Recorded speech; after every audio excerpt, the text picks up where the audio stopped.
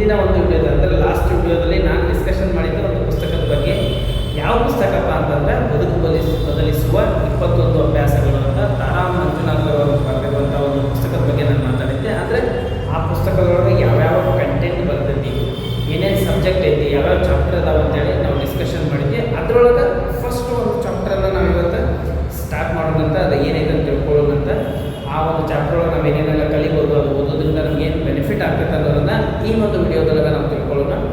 First of all ಯಾರೆಲ್ಲ ನಮ್ಮ ಒಂದು ಚಾನಲ್ಗೆ ಹೊಸದಾಗಿ ಬಂದಿದ್ದೀರಿ, ಚಾನಲ್ನ ಸಬ್ಸ್ಕ್ರೈಬ್ ಮಾಡ್ಕೊಳ್ಳಿ, ಹಾಗೆ ಪಕ್ಕದಲ್ಲಿರೋ ಬೆಲ್ ಐಕನನ್ನು ಕ್ಲಿಕ್ ಮಾಡಿ. ಹಾಗಾದರೆ ಮೊದಲನೇದಾಗಿ ನಾವು ಇವತ್ತು ಏನು ನೋಡ್ತಾ ಇದ್ದೀವಪ್ಪ ಅಂದ್ರೆ, ಆ ಒಂದು ಪುಸ್ತಕದ ಮೊದಲ ಅಧ್ಯಾಯ ಯಾವುದಪ್ಪ ಅಂತಂದರೆ ಹೊಸ ಆರಂಭದ ಶಕ್ತಿ. ಅಂದರೆ ನಾವು ಇವಾಗ ಹೊಸದಾಗಿ ಯಾವುದೇ ಏನಾದರೂ ಒಂದು ಸ್ಟಾರ್ಟ್ ಮಾಡಿರ್ಬೇಕಪ್ಪ, ಒಂದು ಕೆಲಸ ಪ್ರಾರಂಭ ಮಾಡ್ತಾ ಇದ್ದೀವಿ ಅಂದರೆ ಯಾವ ರೀತಿಯಾಗಿ ಮಾಡಬೇಕು. ಈ ಬುಕ್ಕಲ್ಲಿ ಬರುವಂಥ ಮೊದಲ ಚಾಪ್ಟರ್ ಅದ.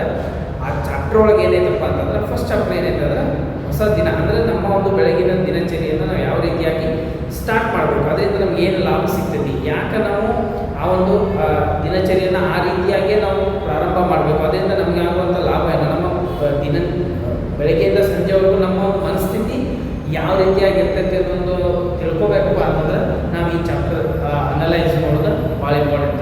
ಫಸ್ಟ್ ಆಫ್ ಆಲ್ ನಾವು ಬೆಳಗ್ಗೆ ಎದ್ದ ತಕ್ಷಣ ಯಾವ ರೀತಿಯಾಗಿ ಈ ಒಂದು ದಿನವನ್ನು ಪ್ರಾರಂಭ ಮಾಡಬೇಕು, ನಾವು ವೈಜ್ಞಾನಿಕವಾಗಿ ತಿಳ್ಕೊಬೇಕು, ಆಧ್ಯಾತ್ಮಿಕವಾಗಿ ತಿಳ್ಕೊಬೇಕು, ಆಮೇಲೆ ಮನೋವಿಜ್ಞಾನದ ವಿಚಾರ ಇಟ್ಕೊಂಡು ಕೂಡ ನಾವು ಈ ವಿಷಯವನ್ನು ತಿಳ್ಕೊಬೇಕು. ವೈಜ್ಞಾನಿಕವಾಗಿ ನಾವು ಯಾಕೆ ಈ ವಿಷಯಗಳನ್ನು ಪಾಲನೆ ಮಾಡಬೇಕಪ್ಪ ಅಂತಂದ್ರೆ, ಬೆಳಗ್ಗೆ ಎದ್ದ ತಕ್ಷಣ ನಮ್ಮ ಒಂದು ನರ್ವ್ ಸಿಸ್ಟಮ್, ನಮ್ಮದೇನು ಸಿಸ್ಟಮ್ ಇರುತ್ತೆ, ಸೊ ಅವುಗಳು ಕೆಲಸವನ್ನು ಅತಿ ವೇಗವಾಗಿ ಮಾಡ್ತವೆ. ಅಂದರೆ ಒಂಥರ ಫಾಸ್ಟಾಗಿ, ಸೂಪರ್ ಫಾಸ್ಟಾಗಿ ಕೆಲಸ ಮಾಡೋದ್ರಿಂದ ನಾವು ತಗೊಳ್ಳುವಂಥ ಡಿಸಿಷನ್ ಆಗಿರ್ಬೋದು, ನಾವು ಮಾಡುವಂಥ ಕಾರ್ಯ ಆಗಿರ್ಬೋದು, ನಾವು ಏನೇನು ಮಾಡ್ತೀವಿ ಅದು ಫಾಸ್ಟಾಗಿ ನಮಗೆ ಒಂದು ರಿಸಲ್ಟನ್ನು ಕೊಡುತ್ತೆ. ಸೊ ಹಾಗಾಗಿ ನಾವು ವೈಜ್ಞಾನಿಕವಾಗಿ ಬೆಳಗಿನ ದಿನಚರಿಯನ್ನು ಅದೇ ರೀತಿಯಾಗಿ ಪ್ರಾರಂಭ ಮಾಡಬೇಕಂತ ನಾವು ವೈಜ್ಞಾನಿಕವಾಗಿ. ಇನ್ನು ಆಧ್ಯಾತ್ಮಿಕವಾಗಿ ಯಾಕೆ ನಾವು ಈ ಒಂದು ದಿನಚರಿಯನ್ನು ಪ್ರಾರಂಭ ಮಾಡಬೇಕಪ್ಪ ಅಂತಂದರೆ, ನೋಡಿ, ಸೂರ್ಯ ಹುಟ್ಟೋಕ್ಕಿಂತ ಮುಂಚೆ ನಾವು ಎದ್ದು ನಮ್ಮ ಒಂದು ದಿನಚರಿಯನ್ನು ಆಚರಣೆ ಮಾಡಿದೆಪ್ಪ ಅಂತಂದರೆ ಅಲ್ಲಿ ನಮಗೆ ಉಪಯುಕ್ತವಾಗುವಂಥ ಒಂದು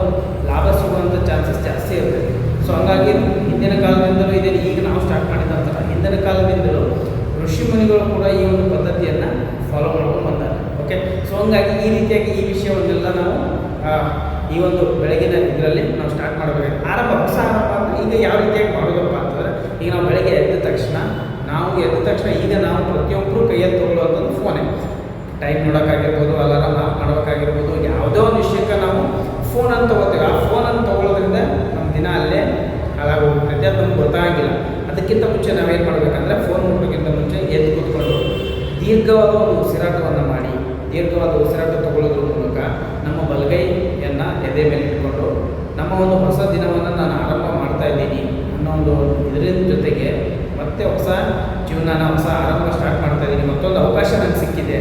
ಪ್ರಪಂಚದಲ್ಲಿ ಎಷ್ಟೋ ಜನಕ್ಕೆ ಈ ಅವಕಾಶನೇ ಸಿಕ್ಕಿಲ್ಲ, ನನಗೆ ಸಿಕ್ಕಿದೆ ಅಂತ ನಾವು ಒಂದು ದಿನಾನ ಆರಂಭ ಮಾಡೋದ್ರಿಂದ ನಮ್ಮ ಆ ದಿನ ಒಂದು ಸುಂದರವಾದ ದಿನ ಆಗಿರ್ತದೆ. ಅದೇ ರೀತಿಯಾಗಿ ಎದ್ದ ತಕ್ಷಣ ನಾವು ತಣ್ಣೀರಿಂದ ಮುಖ ತೊಳೆಯೋದಾಗಿರ್ಬೋದು, ಸ್ನಾನ ಮಾಡೋದಾಗಿರ್ಬೋದು. ಇನ್ನು ತಣ್ಣೀರಿಂದ ಸ್ನಾನ ಮಾಡೋದ್ರಿಂದ, ತಣ್ಣೀರಿಂದ ಮುಖ ತೊಳೆಯೋದ್ರಿಂದ ಏನಾಗ್ತದಪ್ಪ ಅಂದರೆ ಫ್ರೆಶ್ನೆಸ್ ಸಿಗ್ತದೆ.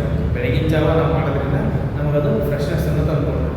ಸೊ ಇದೇ ರೀತಿಯಾಗಿ ನಾವು ಬೆಳಗ್ಗೆ ಎದ್ದು ಈ ಕೆಲಸಗಳನ್ನು, ಆಮೇಲೆ ಕೆಲವೊಂದು ವಿಷಯಗಳನ್ನು, ಆ ದಿನದ ವಿಷಯಗಳನ್ನು ಅಥವಾ ಆ ದಿನ ಏನು ಮಾಡ್ಬೇಕು ಅಂದ್ಕೊಂಡಿರ್ತೀವಿ ಅದನ್ನು ನಾವು ಬರ್ಕೋಬೇಕಾಗ್ತದೆ. ಇಲ್ಲ ಯಾವುದೋ ಒಂದು ಪರ್ಟಿಕ್ಯುಲರ್ ಲೈನನ್ನು, ಅಂದರೆ ನನ್ನ ಜೀವನದ ನಾನು ಇವತ್ತಿಂದ ಹೊಸ ಜೀವನವನ್ನು ಪ್ರಾರಂಭ ಮಾಡ್ತಾ ಇದ್ದೀನಿ, ಎಲ್ಲ ಹಳೆಯ ವಿಷಯಗಳನ್ನು ಮತ್ತು ಹೊಸದನ್ನು ಪ್ರಾರಂಭ ಮಾಡ್ತೀವಿ. ನಾಳೆಯ ಬಗ್ಗೆ ಯಾವುದೇ ಒಂದು ಟೆನ್ಷನ್ ಇಲ್ಲ, ಇವತ್ತಿಂದ ಒಂದು ಒತ್ತಡ ಇಲ್ಲ, ನಾವು ಒಂದು ದಿನವನ್ನು ಪ್ರಾರಂಭ ಮಾಡ್ತಾ ಇದ್ದೀನಿ ಅಂತ ನಾವು